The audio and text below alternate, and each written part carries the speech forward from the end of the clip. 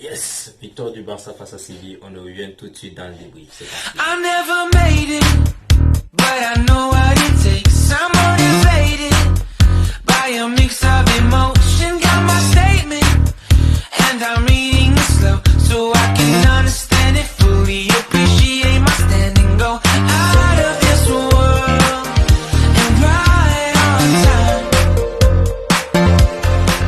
Salut les amis, j'espère que vous allez bien.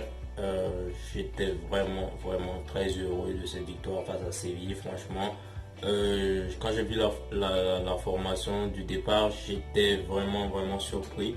Je m'attendais pas à une formation comme ça, je m'attendais à un 4-3-3. Finalement, il a décidé de partir avec 3 défenseurs dans un 3-5-2.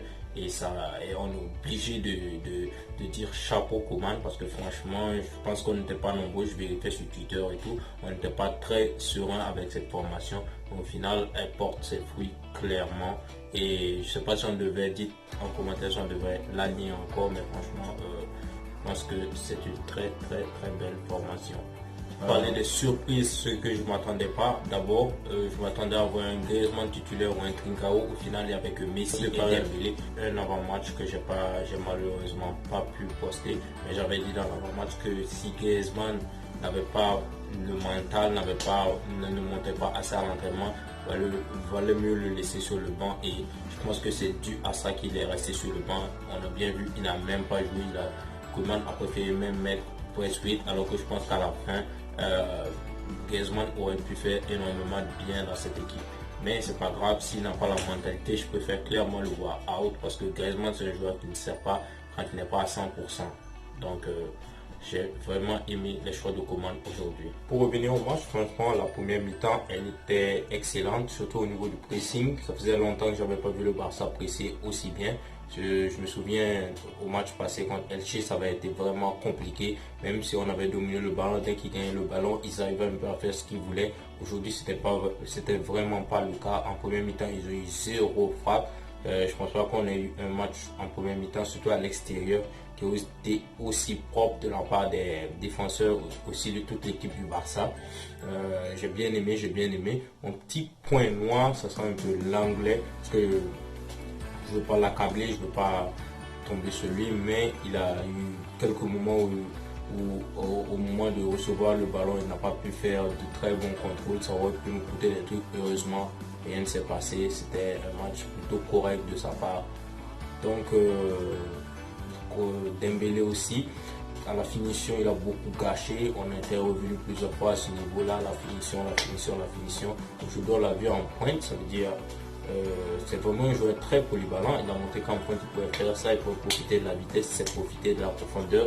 Donc c'est un excellent joueur aussi qui pourrait évoluer en pointe. Donc en ce moment je me demande vraiment comment on peut garder Griezmann en sachant que il n'apporte pas vraiment en voyant ça. Il y a plein de joueurs, surtout pour 120 millions d'euros, je pense que Griezmann, ça sent la fin. Je pense que Laporta, pour moi, ce sera lui, Laporta, le futur président. Et je pense que lui aussi, il voit ça. Et je pense que lui aussi, il doit se dire, Griezmann, ça ne pourra pas marcher, surtout avec le salaire qui prend et tout. Franchement, je pense que Griezmann et le Barça, ça va se finir cette saison. Dites-moi ce que vous en pensez en commentaire. Sans attendre, nous allons passer à mon top 3, les top et flop. On va commencer par les tops. Pour mes top joueurs, en numéro 1, je mettrais Dembélé. Pour moi, c'était l'homme du match parce qu'il n'a pas perdu beaucoup de ballons comme à son habitude. Ce match-là, vu qu'il jouait pas, il n'avait pas besoin de dribbler tout le temps. Il était plus dans la profondeur, à essayer de chercher la finition. Et ça lui a permis de faire beaucoup moins de gâchis.